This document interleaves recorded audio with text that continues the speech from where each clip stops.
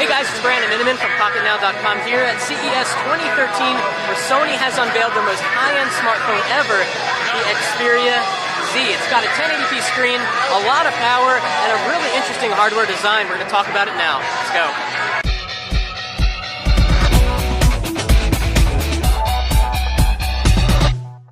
Okay, so the first thing I want to point out is the design. On the Nexus 4 and the Optimus G, you get glass on the front, a lot of fingerprints here, I know, glass on the back, but here with the Xperia Z, you also get glass on the sides. And yeah, it makes us a little worried about the durability of the device, but Sony claims that this is high durability glass.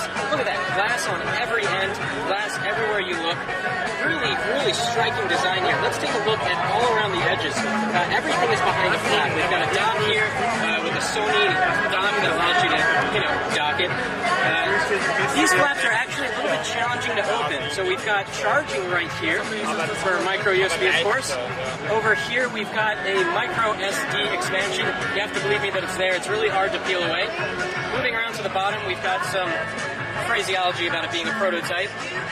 Really thin design, by the way. We've got a volume rocker here and a really interesting power button placed kind of down low like a Lumia 920, almost right in the middle, which is great because the device is kind of tall like a Droid DNA. And really this is competing with a Droid DNA. So power button here, over here on this flap we've got the micro SIM slot. I think it's micro SIM, probably micro SIM, not nano SIM. And on the top we've got, again, everything is behind the flap. We've got the 3.5mm headphone jack. Now let's turn this on and talk about specs. Obviously the big thing here is that we've got a 1080p screen, so it's 1920 down by 1080 across, just like the Droid DNA, which means that everything is super sharp and super clear.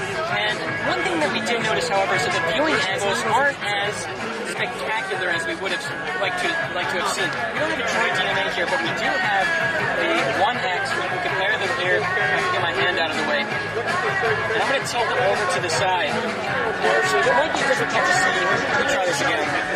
Tilt them over to the side. The viewing angles on the 1X with the SLCD2 are definitely a little bit better than we get here on the Xperia Z.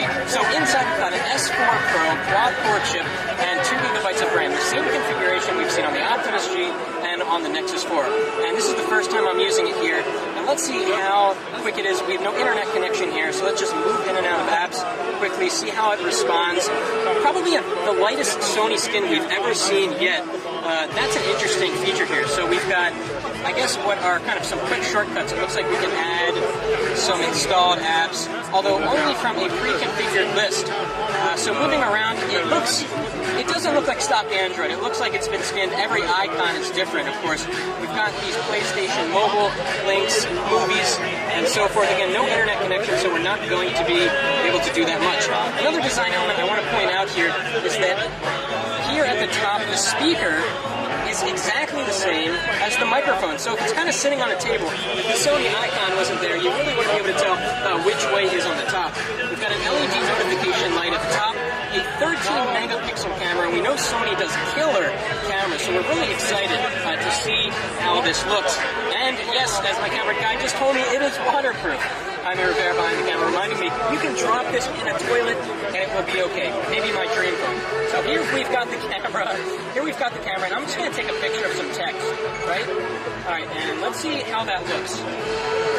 Can I read that text? Yeah, that's pretty good. Really good camera. This screen is just so nice, except for the viewing angles. Alright, let's jump around a little bit more. We're going to have a lot more time with this when we get a review unit in. Let's see if we can go into any apps. Actually, it would be nice to go into the photo gallery, and then we can flick around on some pictures. Front-facing camera.